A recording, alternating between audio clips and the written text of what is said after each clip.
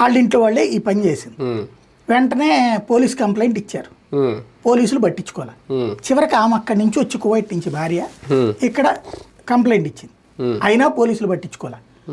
చివరికి అతను వచ్చి ఎవరైతే అలాంటి వేధింపులకు పాల్పడ్డా అతన్ని చంపేసి వెళ్ళిపోయి, రాయితో కొట్టి చంపేసి వెళ్ళిపోయి కువైట్కి వెళ్ళి ఇట్లా పట్టించుకోకపోతే నేను చంపేసి వచ్చేసాను, నేను రేపు వచ్చి మళ్ళీ లొంగిపోతానని చెప్పి వీడియో స్టేట్మెంట్ ఇచ్చాడు. పవన్ కళ్యాణ్ గారు ఏమంటారు, ఇక్కడ వ్యవస్థ అంతా సక్రమం చేసాం ఇదివరకు అంటే ఏంటిది, అత్యాచారం ఏం జరిగింది, లేకపోతే ఏదాగింది, ఇదివరకు ఏం చేసేవాళ్ళు ఇట్లాంటిది.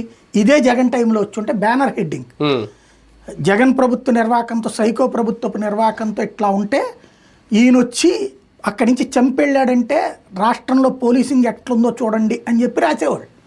ఇప్పుడు ఇది వార్త వాట్సాప్ గ్రూపుల్లో పెట్టుకోవడం తప్పించి కనీసం రాయడానికి కూడా ధైర్యం లేదు. రెండో పాయింట్ ఏంటి, ఇవన్నీ కళ్ళెదురుగుండా కనబడుతుంటే ఇప్పుడు కలెక్టర్ ఉద్యోగం ఏంటంటే నాకు తెలియదు, రేషన్ అందరికీ అందుతుందా లేదా, బియ్యం నీకు అందుతుందో లేదో ఆయన చూడగలడు. కానీ నువ్వు ఎవరికి అమ్ముకుంటున్నావు ప్రతి ఇంటి దగ్గరికి వెళ్ళి ఆయన ఏం చేస్తాడు, నెంబర్ 1. లేదు ఇసుక అందరికి అందుబాటులో ఉందా లేదా అతను చూడగలడు. కానీ ఇసుక వాడు ఎక్కువగా అమ్ముకున్నాడు తక్కువగా అమ్ముతున్నాడు అతను ఏం చేయగలుగుతాడు. లిక్కరు మీరు చెప్పిన బ్రాండ్లన్నీ అమ్ముతున్నారా లేదో చూడగలడు. కానీ వాడు దాన్ని ఏమంటారు రోడ్డు మీద పడిపోతున్నాడా, కింద తాగి డొల్లుతున్నాడా, వాళ్ళ ఇంట్లో ఎవరి మీద ఏమైనా అత్యాచారం చేస్తున్నాడా, ఇవన్నీ